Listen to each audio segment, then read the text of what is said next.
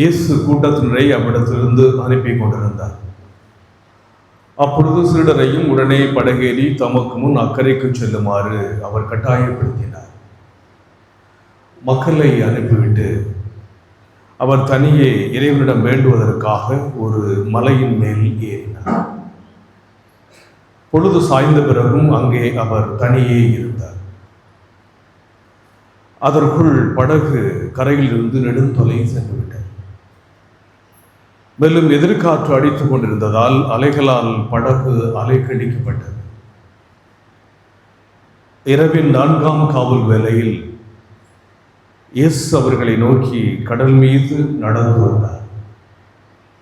அவர் கடல் மீது நடப்பதை கண்ட சீடர் கலங்கி, ஐயோ, பேய் என அச்சத்தினால் அலறினர். உடனே இயேசு அவர்களிடம் பேசினார். துணிவோடு இருங்கள், நான் தான், அஞ்சாதீர்கள் என்றார். பேதுரு அவருக்கு மறுமொழியாக, ஆண்டவரே, நீர்தாம் என்றார். நானும் கடல் மீது நடந்து உம்மிடம் வர ஆணையிடும் என்றார். அவர் வா என்றார். பேதுருவும் படகிலிருந்து இறங்கி இயேசுவை நோக்கி கடல் மீது நடந்து சென்றார். அப்பொழுது பெரும் காற்று வீசியதை கண்டு அவர் அஞ்சி அவர் மூழ்கும்போது, ஆண்டவரே, என்னை காப்பாற்றும் என்று கத்தினார். இயேசு உடனே தம் கையை நீட்டி அவரை பிடித்து, நம்பிக்கை குன்றியவனே, ஏன் ஐயம் கொண்டாய் என்றார். அவர்கள் படகில் ஏறியதும் காற்று அடங்கியது.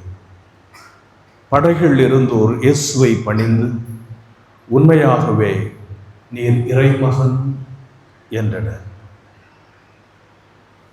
ஆண்டவரின் அருள்வாக்கு. கிறிஸ்து இயேசுவில் பிரியமுள்ள சகோதர சகோதரிகளே, துணிவோடு இருங்கள், நான் தான், அஞ்சாதீர்கள். கழுகை பற்றி நாம் கேள்விப்பட்டிருப்போம் அல்லது பார்த்திருப்போம். உயர பறக்கின்ற ஒரு பறவை, எவ்வளவு பெரிய ஒரு அடைமலையாக இருந்தாலும் மேகத்துக்கு மேல் பறக்கின்ற ஒரு திறனை கடவுள் அதற்கு படைத்திருக்கிறார். அந்த கழுகு பற்றி ஒரு விசித்திரமான கதை உண்டு. கதையல்ல, அது அனுபவம், கழுகினுடைய வாழ்க்கை. கழுகானது கூடு கட்டுகின்ற போது மலை உச்சியிலே கூடு கட்டும். மலையினுடைய அந்த சிகரம், உயரமான பகுதியில் அந்த கூடுகள் கட்டுவதற்காக அது என்ன செய்யுமாம்? பசுமையான மென்மையான புல், பிறகு ஃபிதர்ஸ், இறகுகள், பிறகு ட்ரை லீவ்ஸ், காய்ந்த இலைகள், அப்புறம் செருகுகள், இவற்றையெல்லாம் எடுத்துக்கொண்டு போய் அந்த கடுகானது கூடு கட்டும். கூடு கட்டி குஞ்சு பொரிக்கிறது. குஞ்சுகள் பொரித்து அந்த குஞ்சுகள் வளருகின்ற அந்த நேரத்தில் அங்கே வைக்கப்பட்டிருக்கின்ற அந்த இலை, சிறகுகள், காய்ந்த இலைகள், குச்சிகள், இதெல்லாம் அந்த கழுகு குஞ்சுகளுக்கு மிக ஒரு ரம்மியமான ஒரு சூட்டை கொடுக்குமா, இதமாக இருக்கும். இந்த இதத்தோடு கழுகும் அங்கே பக்கத்தில் இருப்பதனால ரொம்ப கம்ஃபர்டபுள் ஜோன், வசதியான, ரொம்ப பிடிச்சமான அந்த கூட்டுக்குள்ள அந்த கழுகு குஞ்சுகள் வளர்ந்து கொண்டு வரும். அதற்கு பசி ஏற்படுகிற போது தேவையான உணவை அந்த கழுகானது கொடுக்கிறது. எனவே பசிக்கு தேவையான உணவு, வசதியான ஒரு சூழல், இப்படி வளர்ந்து வந்திருக்கின்ற அந்த கழுகு குஞ்சுகள் கொஞ்ச நாள் கழித்து என்ன செய்யுமா? இந்த கழுகு அந்த காய்ந்த அல்லது கொஞ்சம் கடித்த ஃபிதஸ், அந்த இறகுகளை தள்ளி விட்டுருக்கும். கொஞ்ச நாளைக்கு அந்த புல்களை தள்ளி விட்டுவிடும். இப்போ அதுக்கப்புறம் பார்த்தீங்கன்னா அந்த ட்ரை லீவ்ஸ், அப்புறம் வறட்சியான அந்த பொருட்கள் இருக்கிறது. அப்போ இது அந்த குஞ்சுகளுக்கு இதுவரைக்கும் ஒரு இதமாக அப்படியே உணக்கையாக இருந்தது. இப்போ அதுகளுக்கு முள், ஏன்னா கீழே அது முட்செடிகளை வச்சிருக்கும், முட்களை வைத்திருக்கும், குத்த ஆரம்பிக்கின்றது. அப்போ இதுவரைக்கும் சந்தோஷமாக ரம்மியமாக உணக்கையாக இருந்த கழுகு குஞ்சுகளுக்கு கொஞ்சம் கஷ்டம் வர ஆரம்பிக்குது. கொஞ்ச நாள் கழித்து கூட்டை களைச்சிடும். கூட்டை களைத்தவுடன் என்ன செய்யுமா, கழுகு அந்த குஞ்சுகளை மலையிலிருந்து கீழே தள்ளி விடும். அப்போ மலை உச்சியிலிருந்து அந்த குஞ்சுகளை கழுகு தள்ளி விடுகின்ற போது இந்த தாய் கழுகு என்ன பண்ணுமா, இப்போ அந்த குச்சிகள் பறப்பதற்காக கண்ணாப்பினான்னு தன்னுடைய இறக்கைகளை அடிக்கும். அதுக்கு இதுவரைக்கும் அதுக்கு பறக்க தெரியாது. அப்போ என்ன பண்ணுது, இறக்கைகளை அடிக்க அடைக்குது. அப்போ அது பறக்க தெரியாமல் கீழே விடுகின்ற போது இந்த தாய் கழுகு கீழே போய் தன்னுடைய இறகுகளை அந்த குஞ்சுகளை தாங்கி கொண்டு மறுபடியும் மேலே வரும். மேலே வந்தவர் மீண்டும் தள்ளி விடும். பிறகு அது கீழே போகும், குஞ்சுகளை தாங்கி கொள்ளும். இவ்வாறு அந்த துன்பம் வருகின்ற போதெல்லாம் அல்லது உயிருக்காக அந்த குஞ்சுகள் போராடுகின்ற போதெல்லாம் அந்த கழுகு குஞ்சுகளை தங்களுடைய இறக்குகளை கொஞ்சம் கொஞ்சமாக விரித்து இனிமையாக பறந்து செல்கின்ற அளவுக்கு இந்த கழுகானது தன்னுடைய குஞ்சுகளுக்கு பயிற்சியை கொடுத்தது. இதுவரைக்கும் சந்தோஷமாக வாழ்ந்து வந்த அந்த குஞ்சுகளுடைய வாழ்க்கையில், இந்த கம்ஃபர்டபுள் ஜோனில் இப்போ என்ன பண்ணுது, அந்த துன்பத்துக்கு மத்தியில் அல்லது வாழ்க்கையினுடைய யதார்த்தத்துக்கு மத்தியில் வாழ கற்றுக் கொடுக்கின்றது. அந்த வாழ கற்றுக் கொடுக்கின்ற போது கழுகு தருகின்ற தன்னுடைய பிள்ளைகளுக்கு சொல்லிக் கொடுக்கின்ற பாடம் என்னன்னா, இந்த நற்செய்தியிலே ஆண்டவர் சொன்னது, துணிவோடு இருங்கள், நான் தான் உங்கள் அம்மா, அஞ்சாதீர்கள், பயப்படாதீங்க. ஆண்டவர் நம்மோடு கூட இருக்கிறார், அவருடைய பிரசனம் நம்மோடு கூட இருக்கிறது. ஆனால் வாழ்க்கையினுடைய பல நேரங்களிலே துன்பங்கள் வருகின்ற போது, கஷ்டங்கள் வருகின்ற போது நமக்கு வர்ற என்ன கடவுள் இருக்கிறாரா, அல்லது கடவுளினுடைய ஜெபத்தை கேட்பாரா, அல்லது கடவுள் என்னை கைவிட்டு விட்டாரா என்ற ஒரு தயக்கம் அல்லது என்ற ஒரு அச்சம் என்ற ஒரு கதறல் நமக்கு வருகிறது.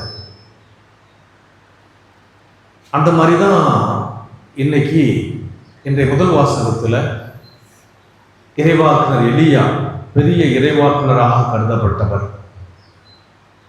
இஸ்ராயேலினுடைய 7வது மன்னன் ஆகாபு, அவனுடைய மனைவி ஜெசேபல்.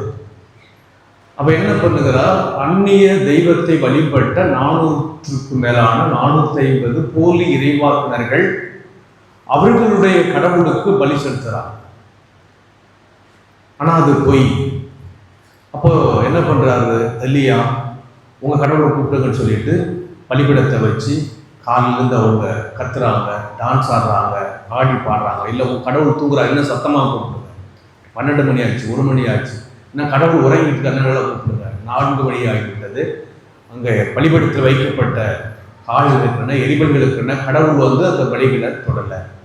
உடனே எலியா என்ன செய்கிறாரு, ஒரு பலிபீடத்தை அமைத்து இளங்காலையை வைத்து கடவுளை போற்றி, இஸ்ராயலை கடவுளை போற்றி கூப்பிடுகிறார். வானத்திலிருந்து கடவுள் அந்த எரிபலியை என்ன செய்கிறார், எரிய வைத்து ஏற்றுக்கொண்டார். உடனே அங்கிருந்த 450 இறைவாக்கினர்களையும் எலியா கொன்று போடுகிறார். கொன்று போட்டவுடன் இந்த அரசுக்கு பயங்கர போகும், எப்படியாவது இவனை கொலை செய்யணும், நம்முடைய தெய்வத்தை ஒழிச்சுட்டான், நம்முடைய கடவுளை ஒழிச்சிட்டான் என்று சொல்லி எலியாவை கொலை செய்வதற்காக அவள் விரட்டிய போதுதான் அவர் பயந்து என்ன செய்கிறார், கார்மேல் மலையிலிருந்து ஓடி சீனாய் மலையாக எலியா ஒரேபு என்ற கடவுளின் மடையை அடைந்த பின் அங்கிருந்த குகைக்கு வந்து அதில் இரவை கழித்தார். அப்பதான் கடவுள்கிட்ட கேட்கிறார், ஆண்டவரே நான் சாகணும், தற்கொலை பண்ண போறார், துன்பத்தை சந்திக்கிறார். அவ்வளவு பெரிய மக்களுக்கு முன்பாக தன்னுடைய கடவுளுடைய பிரசன்னத்தை ஜெயித்த எலியா கடவுள் இப்போ என்ன செய்கிறாரு? 40 நாளும் 40 இரவும் நடந்து வர்றாரு. அப்போது அவருக்கு வானதூதர்கள் உணவு கொடுக்கின்றார்கள். அந்த நேரத்தில் அங்கே என்ன நடக்குது? பெரும் காற்று. கடவுள் சொல்றார், வெளியே வா, மலை மேல் என் திருமண் வந்து நெல், இதோ ஆண்டவராகிய நான் கடந்து செல்ல இருக்கிறேன். கடவுள் வர்றார். உடனே ஆண்டவர் பெரும் சுழற்காற்று எழுந்து மலைகளை பிழைந்தது. பயங்கரமான சுழற்காற்று. பெரிய பிரச்சனை நம்மளை சந்திக்கிறது, போராட்டம். கடவுள் அதில் இல்லை. காற்றுக்கு போய் நிலநடுக்கம், பூகம்பம் ஏற்படுது. கடவுள் அங்கே இல்லை. அதற்கு பிறகு தீ கிளம்பிற்று. தீயிலும் ஆண்டவர் இல்லை. தீக்கு பின் அடக்கமான மெல்லிய ஒலி கேட்டது. மெல்லிய ஒலியில ஒலியை கேட்டவுடன் போர்வையினால் தம் முகத்தை மூடிக்கொண்டு வெளியே வந்து கடவுள் என்றார். நம்முடைய வாழ்க்கையிலே சந்திக்கின்ற அந்த பிரச்சனைகள், அது பெரிய எரிகின்ற மலைகளாக இருக்கலாம், அல்லது தீ பிளம்பாக இருக்கலாம், அல்லது நிலநடுக்கமாக இருக்கலாம். இதில் எல்லாம் நம்மை அசைக்க முடியாது. கடவுளுடைய பிரசன்னம் இல்லை.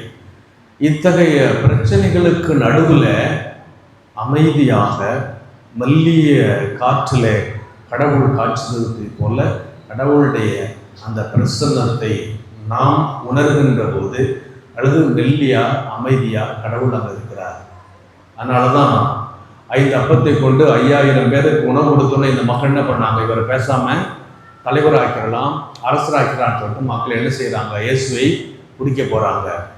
அப்போது சாப்பாடு கிடைச்சிருச்சு. கம்ஃபர்டபுள் ஜோன், கழுகோட கூடு மாதிரி புதுமை நடத்திட்டார் எலியா.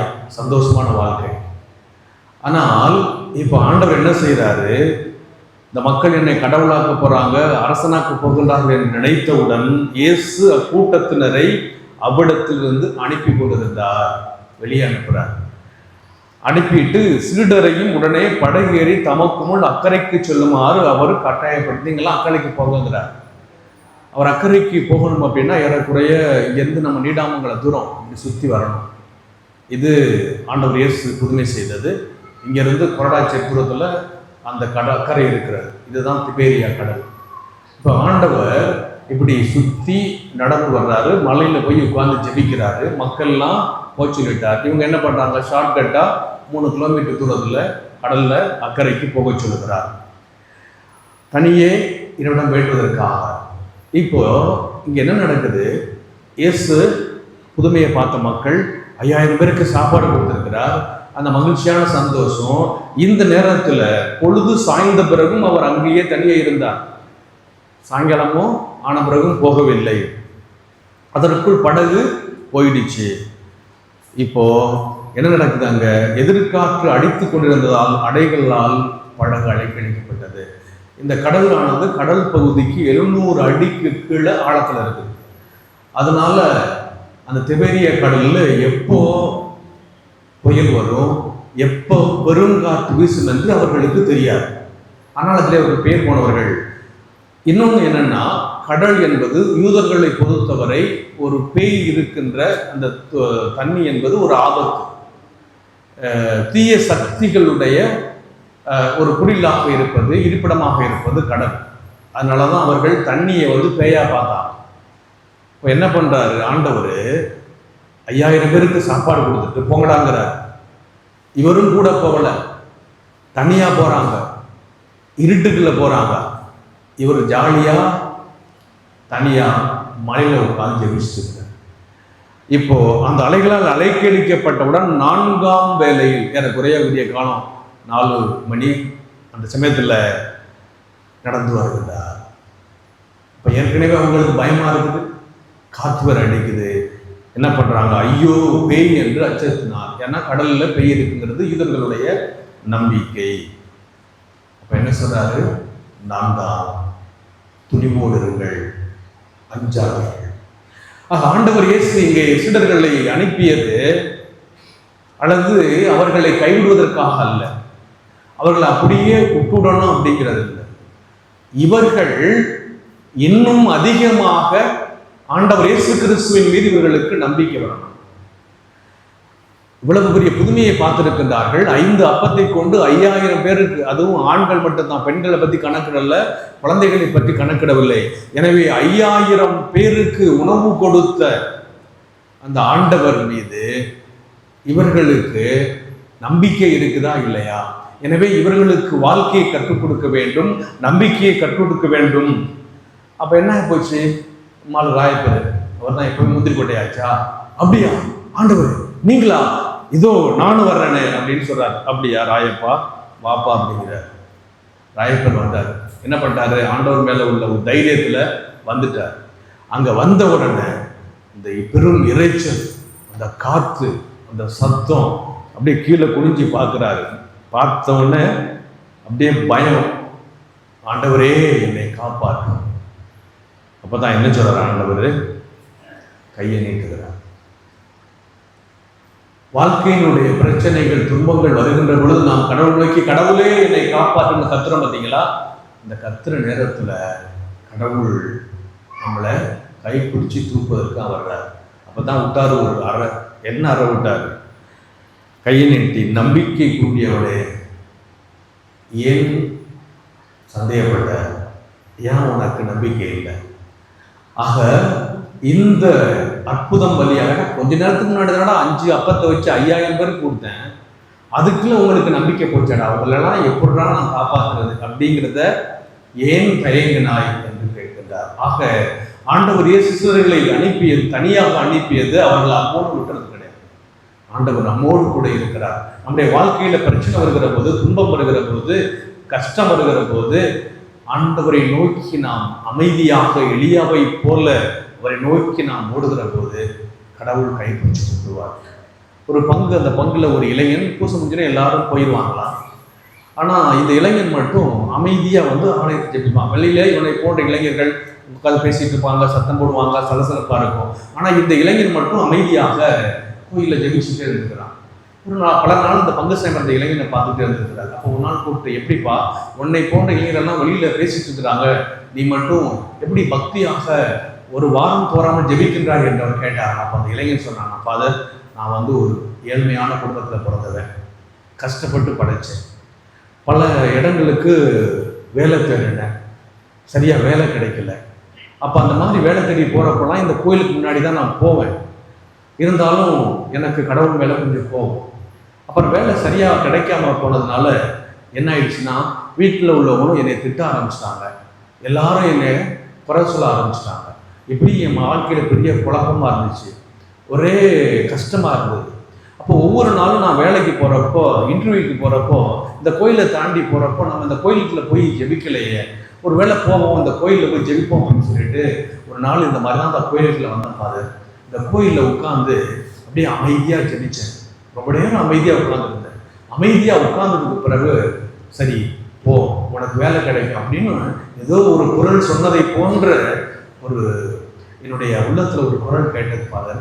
உடனே நான் போனேன், எனக்கு வேலை கிடைச்சிருச்சு, இப்போது நல்ல வேலை, சந்தோஷமா இருக்கிறேன், நல்லா வேலை செய்கிறேன். அதனாலதான் நான் எனக்கு வேலை கொடுத்த அந்த ஆண்டவருக்கு இங்க அமைதியாக இவ்வளவு பெரிய சத்தத்துக்கு மத்தியில எல்லாரும் பேசிக்கிட்டு இருந்தாலும் அந்த கடவுளுக்கு நான் ஒவ்வொரு நாளும் ஜெபிக்கிறேன்னு சொன்னான். அப்ப கடவுள் நம்ம கஷ்டம் வர்றப்போ அவர் நம்ம கைவிடலை. துன்பம் வர்றப்போ, பெரிய இறைச்சல் வர்றப்போ, புயல் வர்றப்போ, வெள்ளம் வர்றப்போ, வாழ்க்கைங்கிற படகே அப்படியே வெள்ளத்துல புயல்ல அசைவாடுகிற பொழுது கடவுள் தள்ளி நிற்கல, பக்கத்துல நின்றுக்கிட்டு நான் தான், அஞ்சாதீர்கள், தைரியமா இருங்கன்னு கேட்கிறார். இப்போ தைரியமா இருக்க வேண்டியது உங்க பிரச்சனையா அவர் பிரச்சனை? உங்க பிரச்சனையா இருந்தா தைரியமா இருங்க, கடவுள் கரம் பிடித்து உங்களை தூக்கி